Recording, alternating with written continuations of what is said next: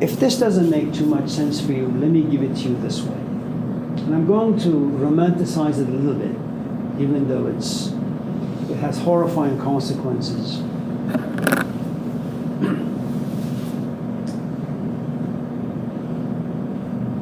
Imagine you're married with 1, 2, or 3 children. You have a job. You love your family. You love your man. You love your woman. There isn't really much you're missing. Life is just moving at its normal pace. Then you go to Pete's Coffee to grab yourself some coffee, some banana bread,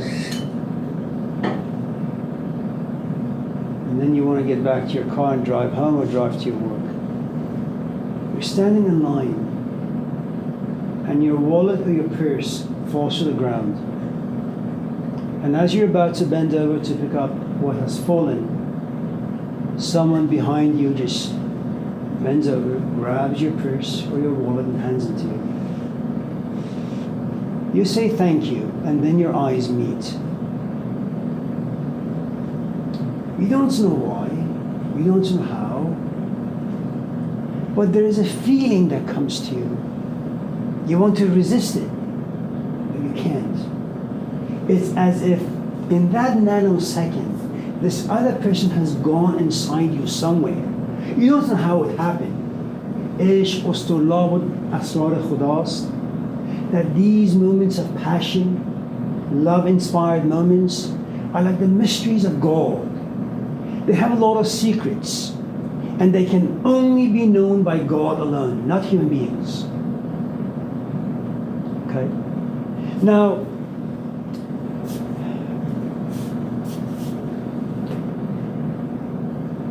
you want to turn around and talk to the fellow a little bit, but you say, I'm a married man, or I'm a married woman. I am happy with my life. Don't do this. Don't turn around. Mind your own business. But you see, what has happened is this. Now you have 2 forces. You have your life, and you have your intuition. This is Plato in his life. This is Socrates come to life. You didn't choose this, you see. You're not intentionally trying to turn your life upside down.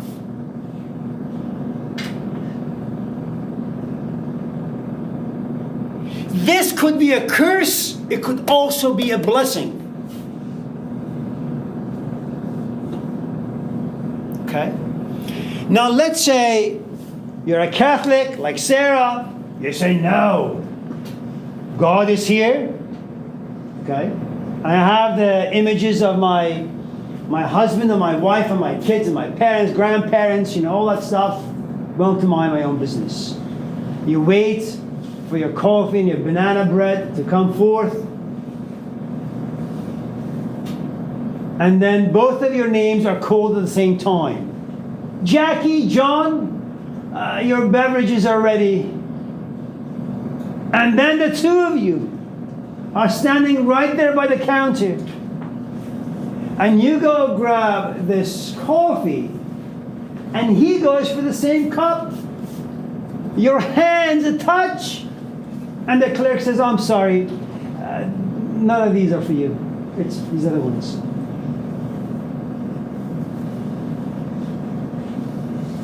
This gateway has opened now. You have touched. You have giggled. Your eyes have now met for a longer time. And you both have a giggle for this ridiculous mistake. How you doing? What's going on? What do you do?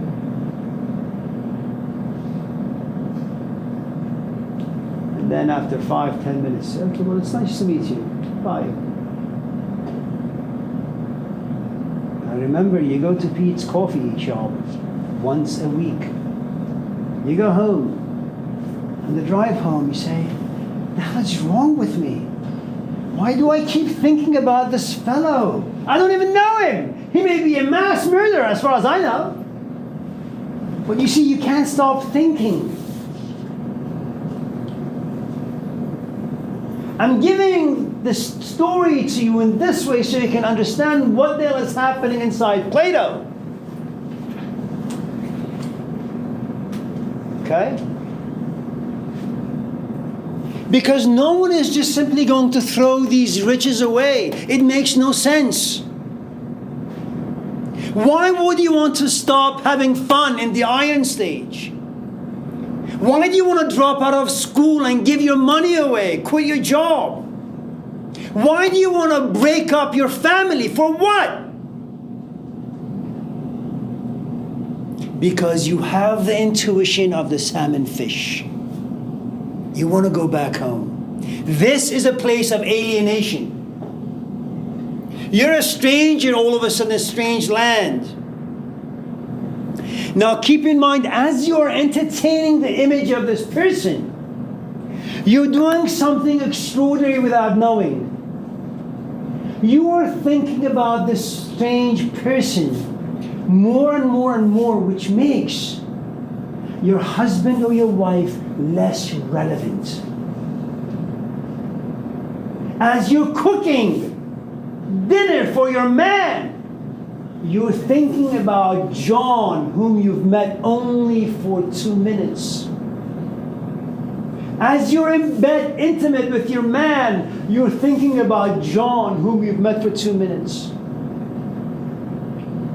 As you're bathing your kids, dressing them for school, you're thinking about John. Now remember, you don't have time today to go to Pete's. But you say, I'm really, really wanting some coffee. You see. Now you don't even like coffee. Maybe once a week, that's all you want. And your husband or your wife, they haven't left the house. And you shower and you put some makeup on or wear some nice outfit, and your companion says, where are you going? The kids, they just exhausted me. I want to go out and have some coffee. Well, you went there yesterday, you don't even like coffee. I know, but I just need some air. What can you say?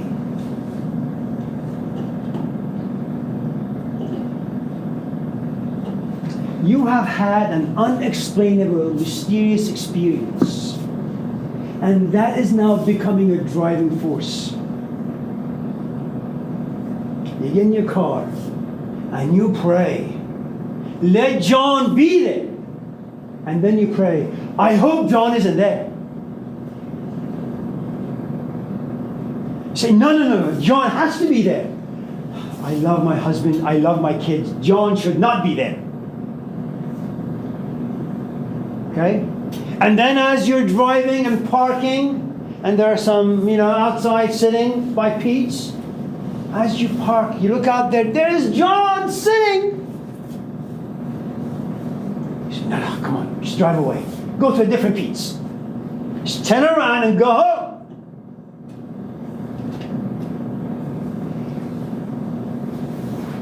Oh, come on. Nothing's going to happen. You park your car, and then you're about to get out and say, come on, don't leave your car, go back home. You need to understand the conflicts. They are upsetting. They are time-consuming. They drive you nuts. So this idea of change, this idea of transformation, it is not easy. You are addicted to your life. You've been married. You have children. You have parents. You belong to a certain religious denomination. God is overlooking all of your actions. These are addictions you have. You can't simply walk away from them. You have an emotional relationship with your life. It gives you meaning, identity. Your identity is not a spouse who cheats, who lies, who deceives, who cons. But the thing is, it's no longer in your hands, do you see? The conflicts have begun. Now remember, if you can kind of fix a crack, one single crack, that doesn't have much depth, you may be successful. The problem with becoming slowly a salmon fish, a Plato running into a Socrates, the more you spend time, not even physically with a person, imagining, daydreaming, fantasizing, the cracks get bigger and bigger and bigger. It's not just one, it's all over the place now.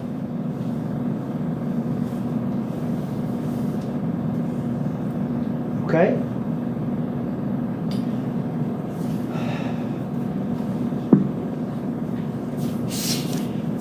As you become more entangled emotionally with this new person, you begin to create more psychological, emotional narratives with a stranger.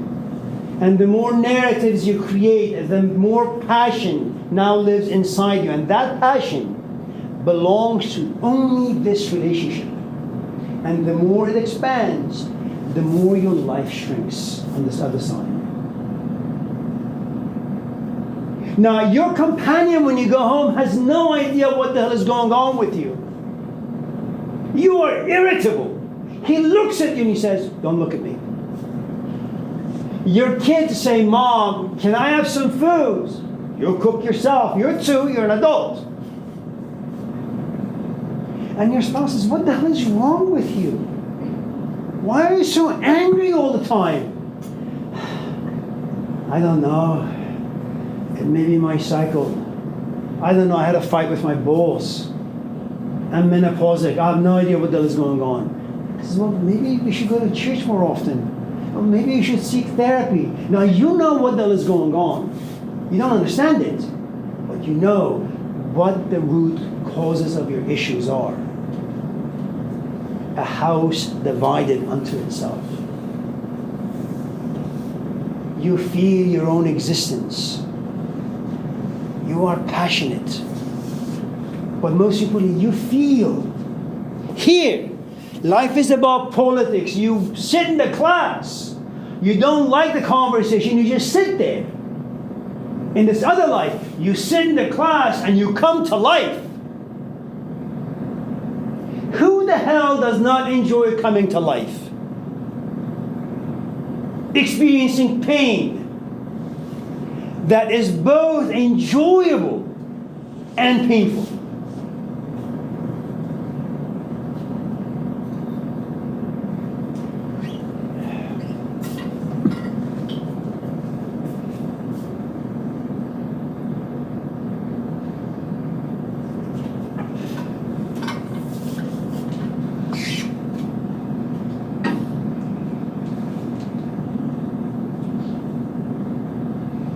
All of a sudden you see that your kids are suffering, that your companion is suffering because of the way you are.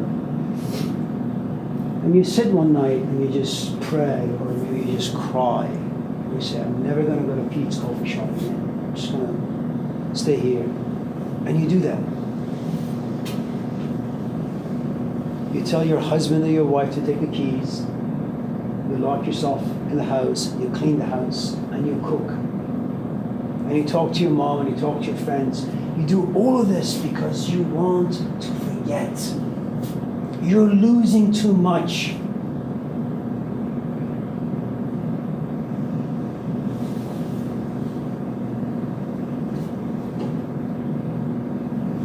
Remember the saying in the Gospels? What benefit is there for a human being who gains the world but loses his soul? The person you met at Pete's coffee shop is giving you your soul back. Your life is giving you the world. Things you can see, touch, taste, hear. If you want your soul, the price is way too much.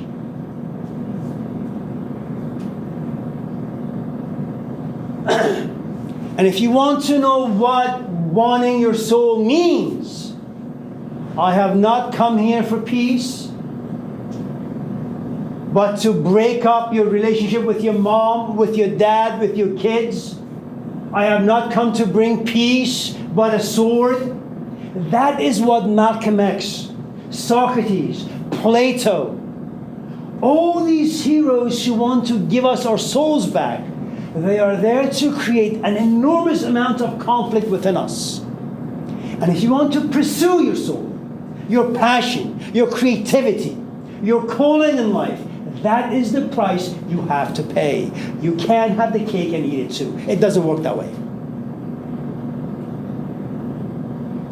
And this is important for you to know because many of us in this class have addictions to things. Many of us want to change. Many of us want to reclaim the things that have been stolen or taken from us. And you assume that by reading a book, by going to a workshop, by seeking therapy, by going to church, by praying, by crying, by fasting, these will help you. They won't. They may give you a resting area for a minute or two. But they're never going to transform you.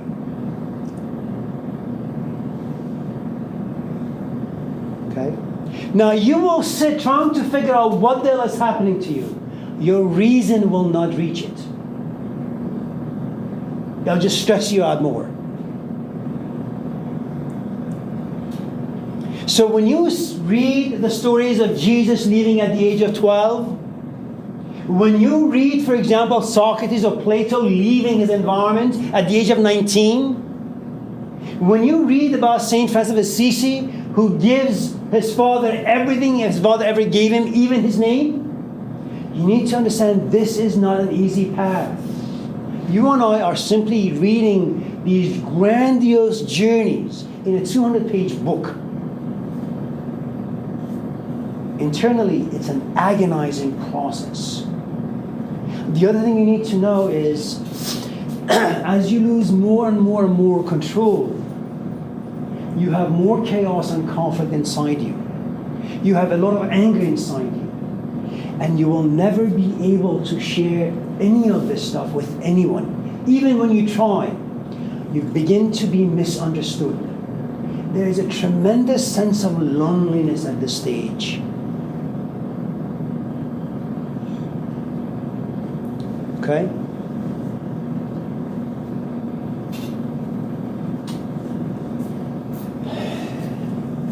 Do you have any questions before I continue? Rebecca.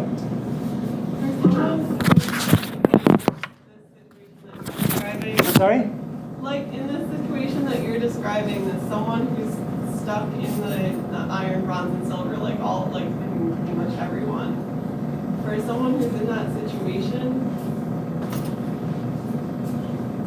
wouldn't anything that they might perceive as being intuition, couldn't that just be a desire, like a call back to the iron? Like this, if you meet someone and that is just this desire, the like endless unfulfilled desires, Sure. and then it's just, you just want to repeat it. Yeah. You want to start out with sex, and then you want to have more of the same things that you've gotten in your current relationship. Okay, that's a really, really good question.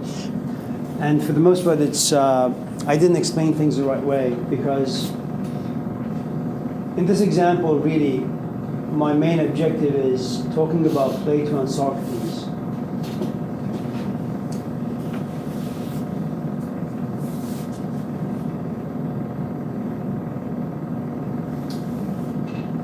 What exactly does the Buddha have that people are willing to follow him? What exactly does Martin Luther King Jr. have inside him that people are willing to follow him? What is it that Malcolm X has? Mahatma Gandhi? What is it that lives inside Socrates? You need to understand that all these people have the same qualities within. They're not like me. Maybe they're more like you, but certainly not me. But they have a gem inside. Something that the hands of time can't reach and corrupt. You know, like swimming pools? You have an area where kids go. It's only like a foot long or foot deep. And then it gets a little deeper. 2 feet, then 5 feet, then 10 feet. Then you have people like Socrates. they have a certain depth on the inside. It's like 50 feet. Now remember, if you're going out with someone who's only 2 feet deep, you will be satisfied within 2 weeks. If on the other hand, you're going out with someone who's like Socrates, has 50 feet depth inside him, it's going to take you a long, long while to get to the bottom of this ocean.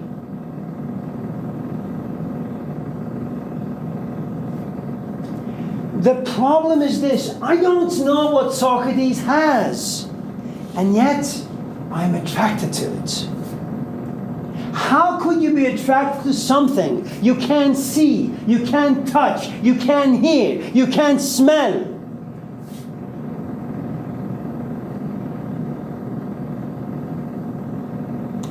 Look, so as you know, Ukraine is in a bad situation. You have veterans, soldiers, live in the US, okay, who went to Iraq, who went to Afghanistan. You need to understand what happens when you're on the battleground.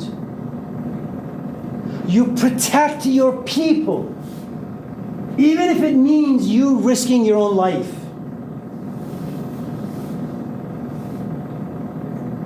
Something overcomes you, overtakes you. You fight for justice, possibly. You just want to keep your brothers and your sisters safe in a battleground. And then you come back. You've served your time, you come back to life. You go to Costco. You have drinks with your friends and they talk about like a TV show.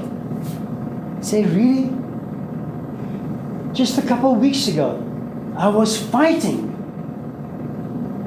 for something profoundly valuable, human life. Now, I'm just going to Costco. You need to understand how desperate you and I are in trying to feel our own existence, live for something that is meaningful and valuable. The thing you need to know about Plato here is that he is not unhappy. It's one thing for me to go to a coffee shop and have a fling with a woman, because the reason is I am really not that excited about my marriage, not about my kids. So there is already some issues that live inside me. That's not the case for Plato. Plato has parents he loves. You and I don't love our parents.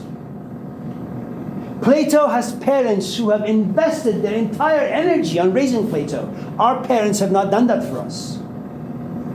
Plato has all the right intellectual components to win competitions. You and I have won absolutely nothing. Plato's future is set in stone. He is a lawyer. He's going to be a politician. The best we can do is try to pay our rent on time. So there is nothing unhappy or miserable.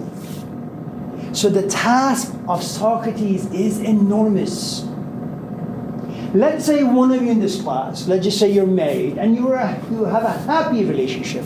Your life is really, really good. You enjoy going to school, being around your parents, being around your family, being around your kids. There is really nothing missing in your life.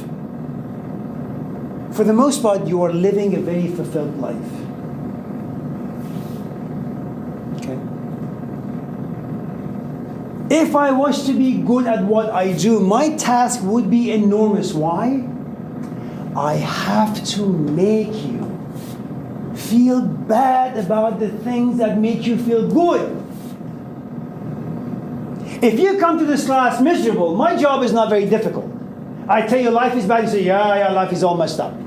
If on the other hand you come to this class happy, fulfilled, your life filled with meaning, I have to be like a bulldozer, getting rid of all that's good inside you.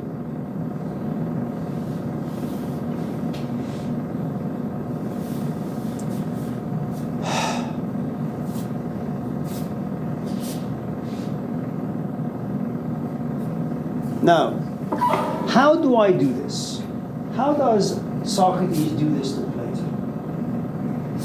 So let me tell you the art that Socrates has that most of us, or any of us, don't have. That's the following. Socrates knows the art of love. Love. L-O-B-E. Love. How did he learn this art? He worked with a woman, a goddess, Diotima. Socrates goes to her and says, I want to learn. What is it that you can teach me? Nothing. Only how to love. You mean sex? No. Only how to love. Like ideas? No. Only how to love. But what does that mean? It's like the sun. It melts you. What the hell does that mean?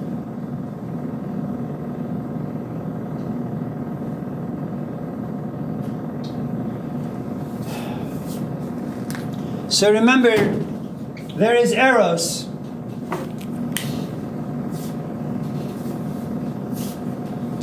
Eros is not a place of love. Eros is a place of passion. It's a Latin word, pasca. It means to suffer. The Gospel of Mark is called the Gospel of Suffering.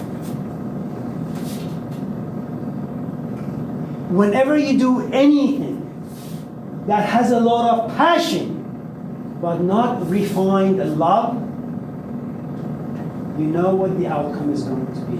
You will be sorry for being engaged in eros. You need eros, don't get me wrong, but eros as passion needs to be worked on.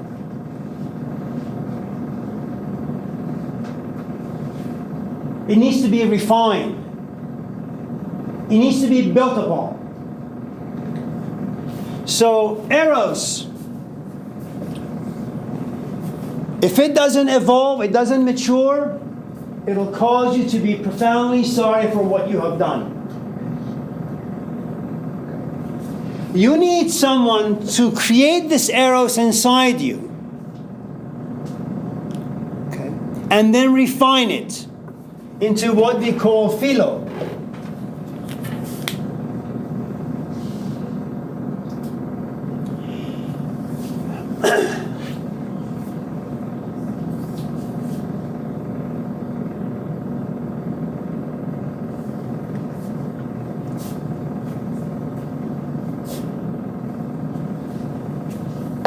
You could consider passion to be a physical love. It's incomplete though. Philo is intellectual love. Fall in love with someone who thinks well.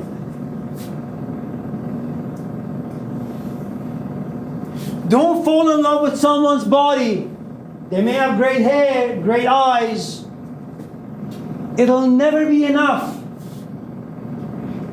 You and I, human beings, are cursed because we look for depth.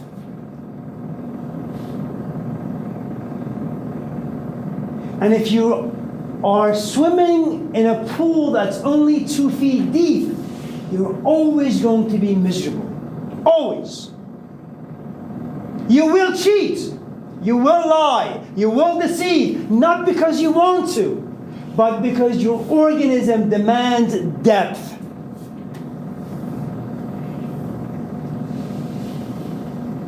Now, it doesn't matter what tradition you come from. If you want to be a Christian or a Buddhist or a Jew or a Hindu or a Muslim. Okay? Now, it is very, very difficult to find someone who has the ability to think well.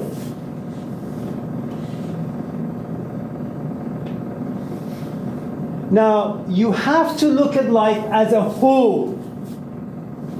You can't just be a good carpenter but a bad father. It doesn't work.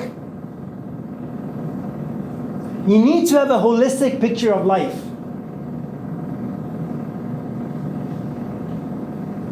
Now, if you find someone in the philo stage, okay, and you're in the passion stage, someone like a Malcolm X or a Gandhi or a Socrates will have to do whatever they possibly can to change the way you feel and think about what it means to have fun, iron, what it means to have power in life.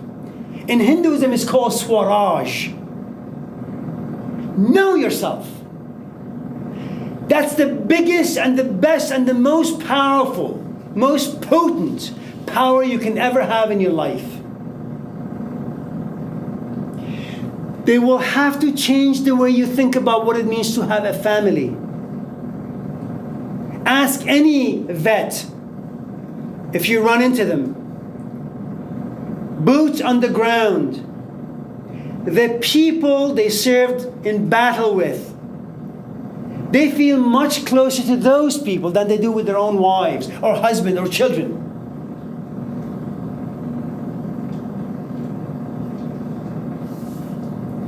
If you want someone in the philo stage to teach you, they will make you feel bad about drinking and smoking. They will make you feel bad when you make money, when you go to school for all the wrong reasons. They make you feel bad when you spend ridiculous time with your companion. They will make your life into a living hell. That's what transformation is all about. That is what Socrates does to Plato.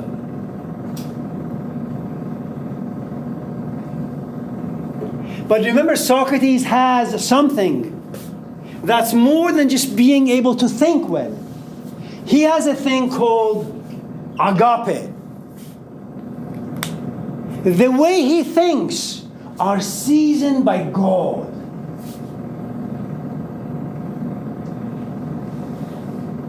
There is this divine spirit, it's called eudaimonia. The demon of happiness lives inside Socrates.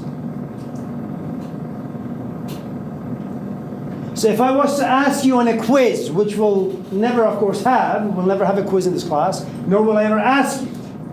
But if one day in future someone asks you, who is Socrates?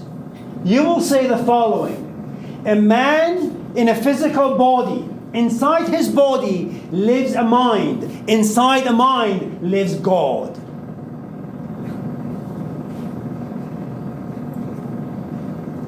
And that's why nothing can ever touch those people. Malcolm X, Gandhi, Socrates, they are immortals. Okay? When we come back on Thursday, we'll talk some more about this. And I'll put on the board the stages of love. Then the stage of maturity towards love. Do you have any questions or comments? I have a question. It's not really related. Sure. I know that Socrates was eventually convicted for corrupting the youth bathroom. Right. I'm just wondering, how did he just do that based on like his presence, and because he was a madman, and he asked kids or the youth questions, and then they started to follow him? I know he didn't have like an academy or anything of any sort, so how did... You're a mother. Yeah. Let's say you take your kids to the park, and your kids are fine, they're playing. There is a kid who's 2 on the side, and he's running, and all of a sudden he falls. What happens to you? Why? He's not your kid. I don't know, it's my mothering instinct. There you go. When you get to the position of Socrates, it seems as if every human being lives inside him. He sees their future, he sees their past, he sees all the pain, and very much like you, he's there to help them. You do this unconsciously. A kid falls, you run. At least that's what you and I do in Chile and the Middle East. Here, if you run and touch a kid, you may be arrested. So you think twice before intuition kicks in. Okay? Socrates is very much like that. He runs around and there is something about him. He has a presence. People don't know why. I mean, he wakes up at 5 in the morning. He goes out, but he forgets to dress. He's walking around naked. And his disciples kind of say, you know what? It doesn't matter who you are, what you are, how you come out. We have clothes for you. Okay? As he walks out, all of a sudden, a single man walking out, there are 10 people by the time it's 7 o'clock. There are 50 people by the time it's 10 o'clock in the morning. By the time it's 4 in the afternoon, there are 1,000 people just sitting back trying to figure out what the hell is this guy doing to us. Now, the other thing you need to understand is this. Socrates has a lot of followers, but no one is truly devoted to him except Plato. So just because you have a lot of people on your Instagram, it doesn't mean they're in love with you. You inspire them, but they don't have any devotion towards you. It's a great question, and we'll talk about it on Thursday. Take care, people. Thank you. Take care, Matthew. Take care, man. Bye. Hi, see you Thursday.